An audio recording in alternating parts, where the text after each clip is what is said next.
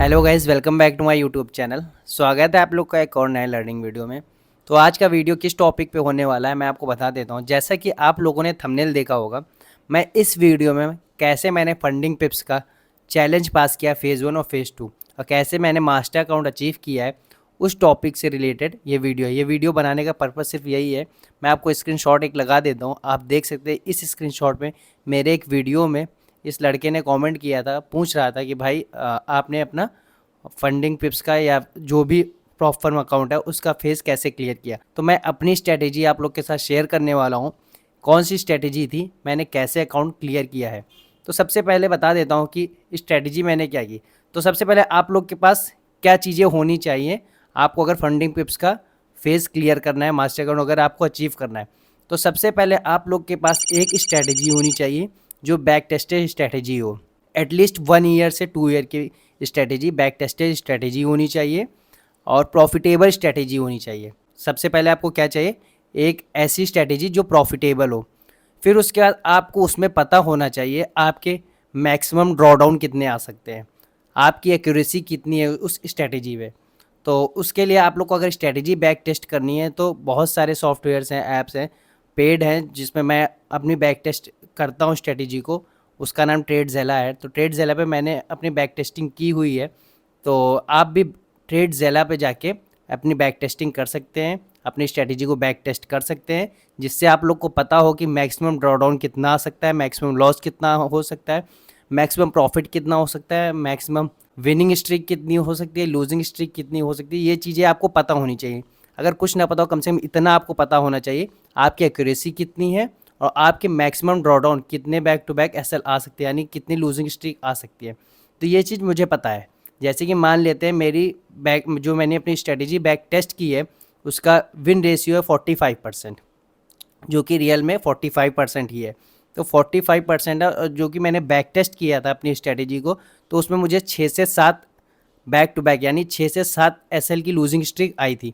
तो मैंने 10 losing streak को मान लिया। अब आपके पास दो चीज़ें हो गई। एक आपकी स्ट्रेटेजी होनी चाहिए जो कि प्रॉफिटेबल हो, और दूसरा उसमें आपको पता होना चाहिए कि मैक्सिमम लूजिंग स्ट्रीक कितनी हो सकती है। अब मुझे पता हो गया मैक्सिमम लूजिंग स्ट्रीक मेरी 10 हो सकती हैं, बहुत ही रेयर में 10 होंगी। तो दो चीज़ आपके पास क्लियर हो गई। अब फिर उसके बाद तीसरा आपको क्या करना है, आपके पास अगर मान लीजिए आप 10K का फंडेड अकाउंट ले रहे हैं, तो आपके पास 10K के फंडेड अकाउंट बाई करने के लिए, मतलब कि आपके पास इतना पैसा होना चाहिए कि आप back to back 4 funded account 10K के खरीद पाए। क्यों ये मैं बोल रहा हूँ, इसके पीछे का रीज़न ये है। जैसे कि मैंने क्या किया, मान लीजिए 10K का अकाउंट मुझे क्लियर करना है। तो मान लेते हैं मुझे उसमें मिलता है $1000 का ड्रॉडाउन मिलता है। मैक्सिमम मैं $1000 लूज़ कर सकता हूँ, उसके बाद अकाउंट मेरा ब्रीच हो जाएगा। तो मैं उसको डिवाइड कर लूँगा 5 पार्ट में। तो $1000 में मैक्सिमम ड्रॉडाउन कर सकता हूँ, उसको 5 पार्ट में मैंने डिवाइड कर लिया। यानी कि पर ट्रेड में $200 का रिस्क लूँगा। पर ट्रेड में $200 का रिस्क लूँगा। एक अकाउंट में सिर्फ 5 ट्रेड ले पाऊँगा। अगर 5 बैक टू बैक एसएल आ गए तो मेरा जो कि अकाउंट था वो ब्रीच हो जाएगा। तो अगर पहला अकाउंट ब्रीच हो जाता है, अब आप क्या करेंगे, तभी मैंने आपको बोला आपके पास 4 फंडेड अकाउंट खरीदने का पैसा होना चाहिए। एक अकाउंट ब्रीच होगा, फिर उसके बाद आप क्या करेंगे, दूसरा अकाउंट बाई करेंगे।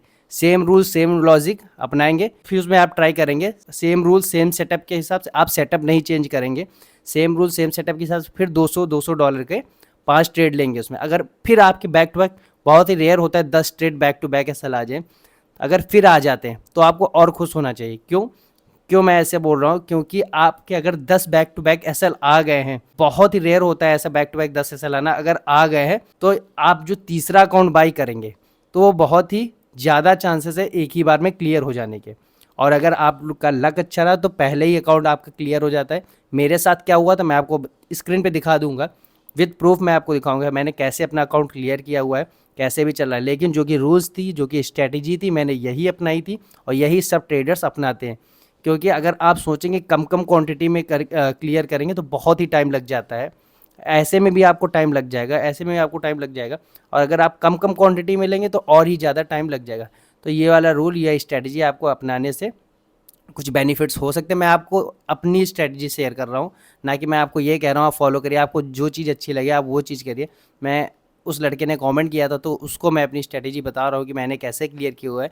मैं आपको इसका प्रूफ भी दूंगा, स्क्रीन पे आ जाइए, मैं आपको इसका प्रूफ देता हूँ कि मैंने कैसे अकाउंट क्लियर किया था। तो गाइस सबसे पहले मैं आपको ट्रेडज़िला जो कि मेरा अकाउंट है जिस पे मैं अपनी बैक टेस्टिंग करता हूँ, सबसे पहले मैं आपको ये दिखा देता हूँ। आप इसमें देख सकते हैं मैंने कई तरह की स्ट्रेटेजी बैक टेस्ट की हुई है। अभी एक स्ट्रेटेजी चल रही है जो कि कितना परसेंट कंप्लीट है, 46% कंप्लीट हो चुकी है। तो मैंने किस स्ट्रेटेजी पे मैंने अपना फंडेड अकाउंट क्लियर किया था, सबसे पहले आपको ये बता देते हैं। आप देख रहे हैं ये जो कि मेरी स्ट्रेटेजी है 5:30 से 11 PM वाली, 315 ट्रेड्स हैं। ये स्ट्रेटेजी जो कि मेरी लगभग 2 साल की बैक टेस्टेड स्ट्रेटेजी है, जिसमें आप देख रहे हैं ये स्ट्रेटेजी जो कि 2 साल में बहुत ही कम $150 या $180 का रिस्क, मैक्सिमम $200 का रिस्क समझ लेते हैं, $200 का रिस्क लेके 2 साल में $16,000 मैंने बनाए थे बैक टेस्टिंग में। मैं आपको बता रहा हूँ जिसकी एक्यूरेसी आपको 49% दिख रही है।